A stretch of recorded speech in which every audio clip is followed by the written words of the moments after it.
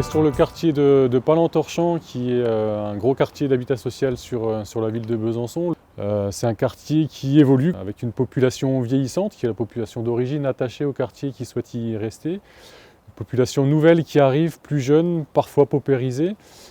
Ce qu'on s'est rendu compte, c'est que ces populations-là ne se croisaient pas naturellement et qu'il fallait peut-être imaginer des outils qui leur permettent effectivement de se croiser, de se comprendre, de se voir. Et assez naturellement, l'idée d'un jardin nous a paru être l'outil pertinent. Ce projet, on l'a imaginé avec Neolia parce qu'on travaille historiquement ensemble depuis des années. Et on s'est dit qu'il fallait qu'on imagine un projet pour créer du lien social et pour valoriser le cadre de vie. Neolia nous a du coup mis à disposition ce terrain qui fait 2000 m². Donc c'est très grand pour un jardin partagé, c'est même presque trop grand. Donc ce terrain, on l'a un petit peu découpé. Il y a une partie vraiment de culture potagère et une partie plus publique où là, on peut accueillir les gens pour boire un café, pour fumer une chicha, pour s'installer, pour bouquiner, voilà. Le premier aspect très concret et visuel, ça nous a permis de reconquérir un espace qui était en friche depuis de nombreuses années. Donc d'avoir un vrai impact sur l'image de ces immeubles et de ce bâti.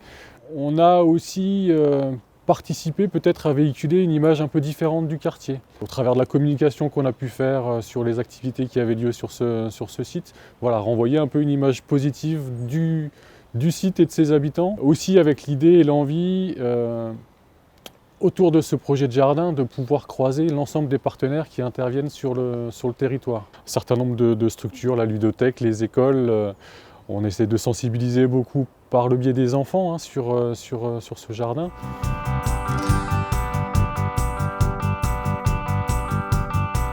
On arrive aux parcelles individuelles des jardiniers, c'est la première année où on a mis ça en place.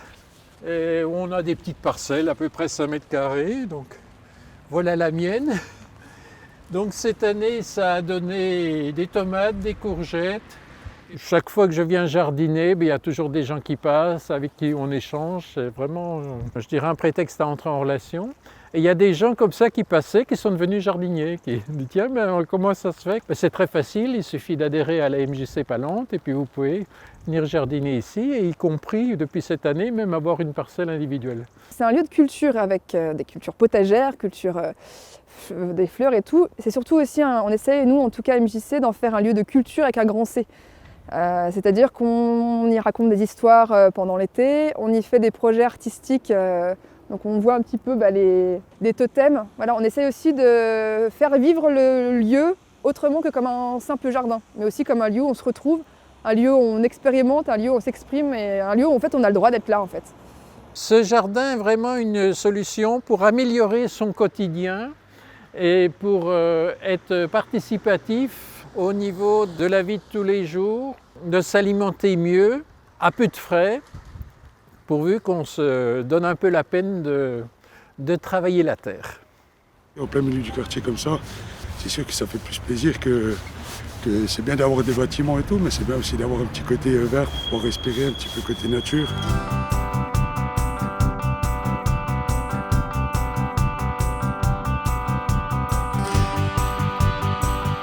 On n'aurait pas pu imaginer ce projet sans le soutien de Neolia, c'est clair que non, parce que déjà on a eu le terrain, ils ont été très soutenants en termes logistiques, très soutenants en termes financiers, et puis après le soutien financier du Fonds d'innovation sociale nous a donné un énorme coup de main sur 3 ans. Ça n'aurait pas été imaginable sans, ou en tout cas beaucoup moins ambitieux.